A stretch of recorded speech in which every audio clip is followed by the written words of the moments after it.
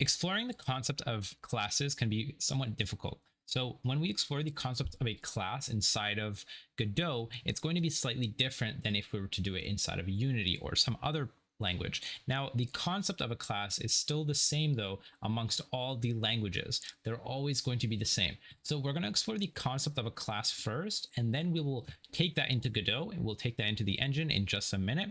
But first, let's explore that inside of the diagram. So here, we'll explain it by first putting a big box, and inside this box we're going to have a class called animal.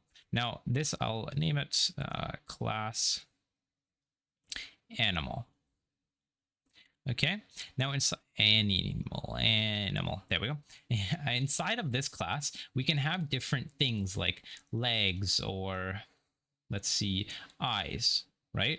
These are things that generally speaking animals always have. Now this is essentially a class of things, right? So we have variables, functions, whatever else, right? Now, generally speaking, when we have a class, we will also have subclasses. So this is the subclass of the main class. That's kind of what I like to call it. So this is the main class, and it's going to, we're going to inherit it inside of the subclass. So the subclass is inheriting the main class. Now that word is important, inheriting. So this is inheriting from the main class. So here we can kind of draw an arrow, it's going down.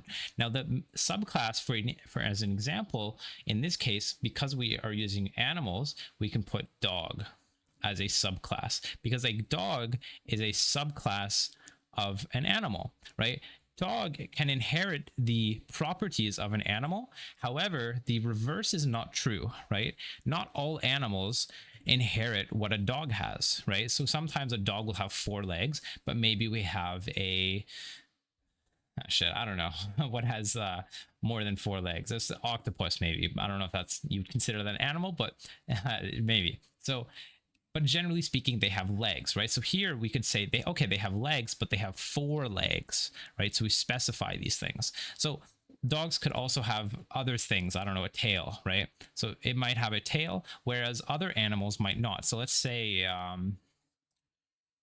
snail, I guess. Let's say octopus. Instead of animal, we could do creature, but I'm not going to change. It's kind of too late. So here we can have another one, another subclass that has octopus. I don't know how to spell it, but that's good enough. Octopus. So it has 8 legs, let's say, right? So it inherits the legs, but it doesn't inherit tails, because tails is its own unique thing to dog. So these are both subclasses. Let's explain this one more time.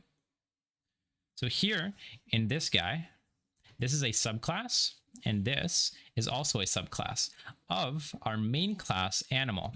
Now, in simple terms, essentially, the subclasses will inherit any properties that we give it from the main class, but the reverse is not true, right? The subclass will not inherit the main class will not inherit the subclass properties, right?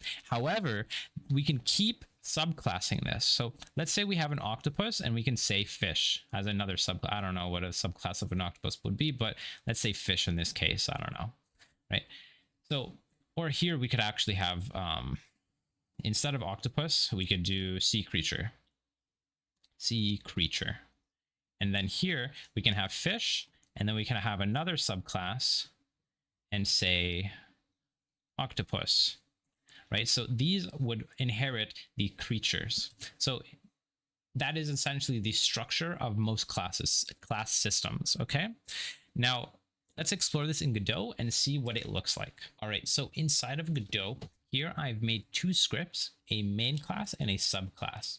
So in our main scene, all we're gonna do is we're gonna kind of, it depends. Well, for now, why don't we attach the subclass? Okay, now let's go into our scripts, and in our main class, we will write extend node, class name, main class, and then in our subclass, we'll just say extends main class. Okay, so what is happening here? First off, we have to understand when we extend node, this is actually kind of cool. If we extend node or extend anything, let's say 2D instead, we have essentially created our own node in Godot. So here we can actually find, here it is, the node that we just made. It's a script, but it's also a node. So we can create it and add it to our node scene, right? And so the script would be the main class, right? So let's delete this because we don't need it.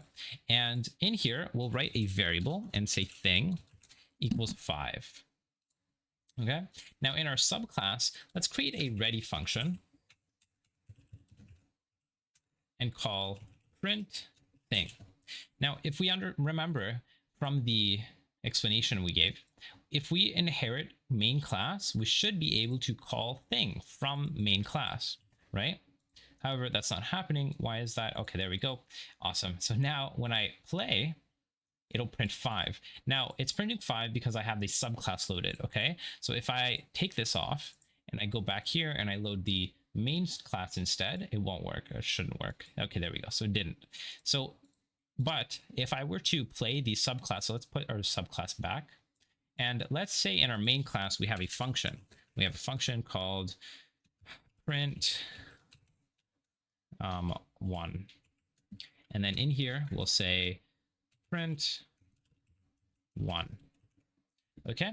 And then we can call this function from here. We don't even have to specify, okay, it's from here or it's from the main class because we've already extended the main class. So if I were to play, it would print 1. Now, why is this really useful? Well, there's a lot of different reasons. Mainly, I really like to use this for state machines, specified state machines. So for example, if I have a bunch of states, let's say I have move state, idle state, and attack state. These would all inherit from state, right? So we would have state as the main class, and then they would all inherit from the main class, which is state, right? So if I have a useful function in all of them, instead of repeating that same function in all those subclasses, I would just put it here. So in the case of the diagram, we could have variable tails, and then we can specify the, oh, no, that's a subclass. So we can say variable tails. And then in our subclass, we can say tails equals 8 and print tails. And then we can play and it'll print 8, right? So we can always specify and hold things in different areas. So this is really, really useful. And it's just a really cool thing that we can do inside of Godot. So you can either create your own nodes by extending a node 2D or any other node that exists already, or we can just remove this and say class name main class, and then this will extend the main class. Now, keep in mind, this is a subclass. However, it's not, because it's inheriting from main class, it's not its own class, right? So in order to make it its own class, we would have to say class name subclass. However, this isn't really that useful because we would have to do something with it. We don't do anything with it, so we don't extend it from anywhere, right? So unless you inherit a subclass from somewhere else, it's not the most useful. You could just remove that, and there's no need for it. We would just have to extend main class, and that's it. So hopefully this has been useful, and hopefully you understand the difference and how to actually work with classes now in Godot and in general. So hopefully you guys learn from that.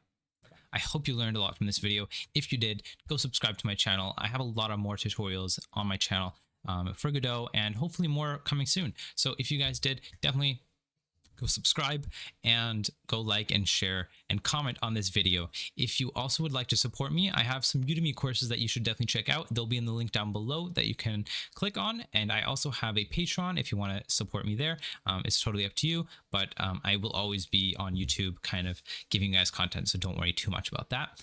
But it is greatly appreciated. I also do have some other links down below, including my Discord and Twitch. Sometimes I'll stream games and stuff, and that's it. So I'll see you guys around. Bye-bye.